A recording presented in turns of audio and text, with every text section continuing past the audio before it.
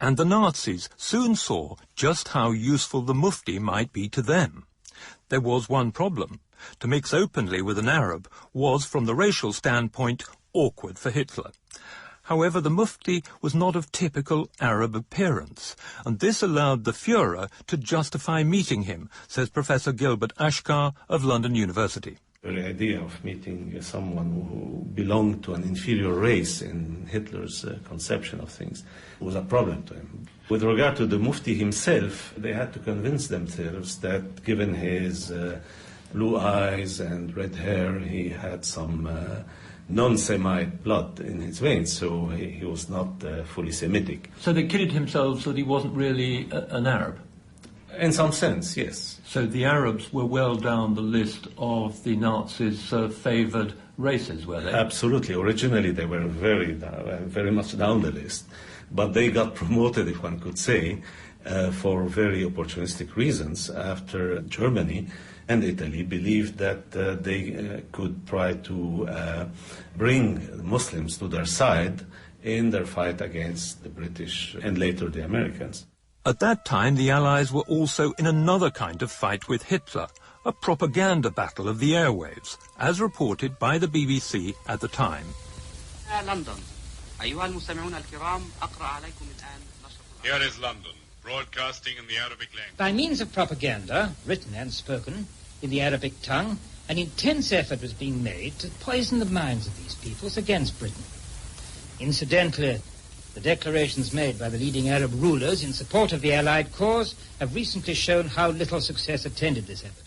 But even as Britain tried to get the upper hand in this war of words, the Nazis had discovered a valuable asset in the shape of the Mufti.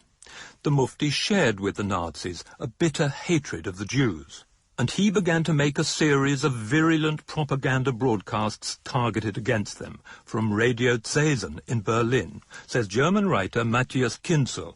This idea was brought up already in the year 1937 by a friend of the Mufti in Berlin. And so when the Mufti arrived in Berlin, he was prepared to take the lead of the anti-Semitic programs of Radio Zesen, and he very often did the broadcasting by himself. And so his person became so much known throughout the Islamic world because he was one of the main speakers of Radio Zesen during those years. The Nazis had another use for the Mufti, much closer to home than the Arab world. They wanted his help in Yugoslavia. There, while a conflict of extreme savagery was in progress, Hitler didn't want to commit his best troops, says historian Marco Attila-Hor. The Germans weren't particularly interested in this region. It was really like a buffer zone between Germany and Italy. So the Germans didn't really contribute or commit large quantities of quality troops to this region, so that their hope was that you could garrison Yugoslavia with a small number of low-quality troops, with Quisling forces, and commit your main forces where they were needed, against the Soviets on the Eastern Front. So the Germans decided to recruit Muslims from Bosnia to help wage the struggle for Yugoslavia on their behalf. At that time, Bosnia was ruled by a puppet Croatian fascist regime, which was in turn under attack from Tito and the partisans, who were backed by Britain. So, in early 1943, the Mufti travelled to Bosnia to help raise the manpower for a new Nazi fighting unit, says Dr. Taj Hargey.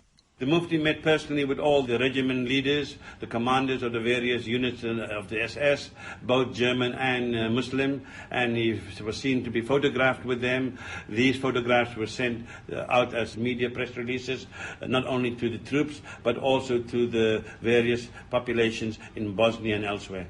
When the Mufti comes in as a leading figure in the recruitment drive, this then gives religious substance to a patriotic yearning for national independence and self-determination. But it's a yearning for national independence, not a lot of Muslims who are intent on waging a holy war in Europe.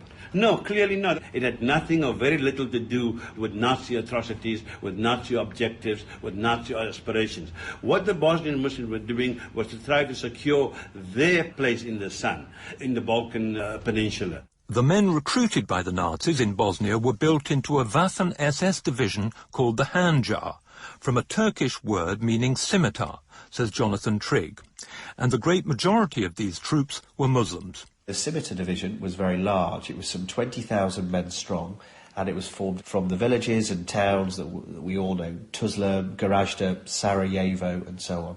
Local men volunteered, were recruited and armed and trained. They were under attack from all sides at the time, and they felt the best way to safeguard themselves and their families was to arm and equip themselves under German auspices. The Scimitar Division had its own magazine, and working on it was a keen 19-year-old ethnic German, Zvonimir Bernwald, now in his 80s. One of a handful of survivors, he lives today in a small town in southern Germany, with a collection of cuttings, documents and snapshots relating to that strange military formation. This is a picture from the Imam's training course in Babelsberg. The Grand Mufti visited us there. Here he is being welcomed. I'm the last here at the back, and here I am there. Zvonimir Bernwald says the Mufti of Jerusalem, despite his role in military recruitment, came across mainly as an intellectual. The Grand Mufti was short and looked much more like a university professor or an academic or a religious teacher than in any way like a fighter. When he spoke calmly in Arabic. I didn't understand a word except through the translation. He gave the impression of a committed teacher of religion. In Sarajevo, he had 16 imams, some of them young, who had volunteered for the Scimitar Division. And our job was to teach these young Bosnians, who probably knew nothing about National Socialism and the ideas of the Waffen-SS, as much as possible about National Socialist ideology in 3 weeks. We had to write down all the things we wanted to tell these people. What were the points of contact between National Socialism and Islam? As for the Bosnian Muslim soldiers forming the new Waffen-SS Scimitar Division, they were often working alongside German soldiers, and some of the Germans found it hard to suppress the racism so deeply instilled in them under the Third Reich. Yes, there was some name-calling, but that was strictly forbidden. There was a command from Himmler himself. You would suffer the strictest punishment if you called them mujos in public. You weren't allowed to do that. Mujos is a derogatory term for Bosnians. Bosniak can be a bit dismissive, mujos much more.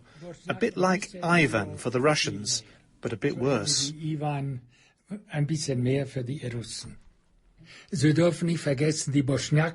mustn't forget that the Bosnians were really simple farmers' sons. From the beginning, we had to practically teach some of them their ABC. So we had a magazine that didn't try to do anything too complicated. It had many pictures, simple sentences. That was while the training was going on in France. And then we went back to Germany. We only came back to Bosnia in February 1944. During that time, they had very little contact with their homeland, except for this Scimitar magazine of ours. But how much did Nazism and the Mufti's brand of Islam really have in common? At that time, while their long-term goals diverged, there were shared interests. The first, most important thing wasn't to find a synthesis between Islam and National Socialism, but that both views of the world wanted to achieve the same thing. Their common enemies were, of course, Jews, Anglo-Americans, Communists and Freemasons. In the new SS division, the Bosnian soldiers wore the fez, just as they had done in much earlier Bosnian regiments under the Austro-Hungarian Empire. And a German newsreel in World War II showed the new division being reviewed by none other than the SS chief himself, Heinrich Himmler. Reichsführer SS Heinrich Himmler besichtigt eine neu aufgestellte Freiwilligendivision. Bei den Muslimen waren die Handschar-Division immer beliebt. The Muslims always loved the Scimitar Division. It was their people, who they had a close connection to. The fez was better than the red star of the partisans. That's clear. Bei den Partisanen. Das ist ganz klar.